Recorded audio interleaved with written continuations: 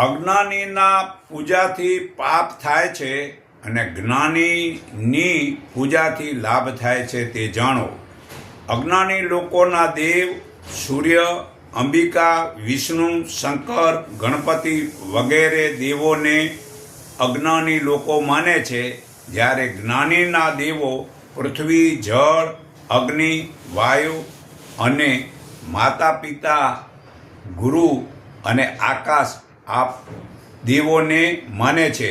અજ્ઞાની લોકો જળ પથ્થરની મૂર્તિને નવરાવે, ધોરાવે, ટીલા ટપકા કરી ફૂલ ચઢાવવાનો ખોટું પાખન કરી બહાર દેખાડો કરે છે. જ્ઞાનીની સેવામાં આ બહારનો દેખાડો કરતા નથી. તેની પૂજા માનસિક હોય છે. ઉન્મની અવસ્થામાં મન વિના સ્થિતિને ઉન્મની અવસ્થા કહેવાય છે. તે નિશ્ચિત અવસ્થા તેનું ધ્યાન છે. સર્વે કર્મો છોડી દેવા તે અવાહન છે. નક્કી જ્ઞાન તે આસન છે. મન વિના થવું તે પાદ છે.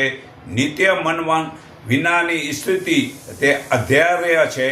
અને નિત્ય જ્ઞાનનો પ્રકાશ અને અપાર અમૃત વૃત્તિ તે સ્નાન છે. પરબ્રહ્મ એવી ભાવના તે અચંદન છે. દર્શન પરમાત્મા સ્વરૂપ સ્થિતિ તે ચોખા ચોળ્યા સમજો છે.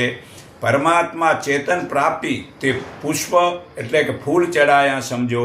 ચેતન રૂપ અગ્નિનું સ્વરૂપ તે ધૂપ સમજો. ચેતન સૂર્યનું સ્વરૂપ તે દીવો સમજો. પરિપૂર્ણ ચંદ્રના અમૃત રસની એકતા કરવી તે નૈવેદ્ય છે.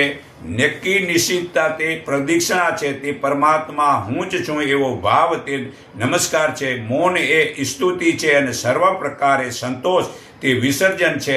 એમ જાણે છે તે પરમાત્મા રૂપ થાય છે.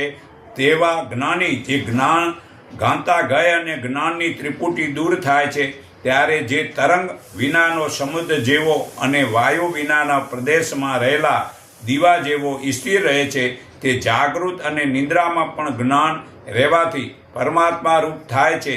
તે સુષુપ્ત કે સમાધિમાં મનનો લય હોય છે તે જીવન મુક્ત થાય છે. જે એમ જાણે છે તે ઈશ્વરને પામે છે. આ માંડલ્ય બ્રાહ્મણ ઉપનિષદ પાના નંબર 283 પુરાવો છે. તો અજ્ઞાનીના પૂજાથી પાપ થાય છે અને જ્ઞાનીના પૂજાથી લાભ થાય છે.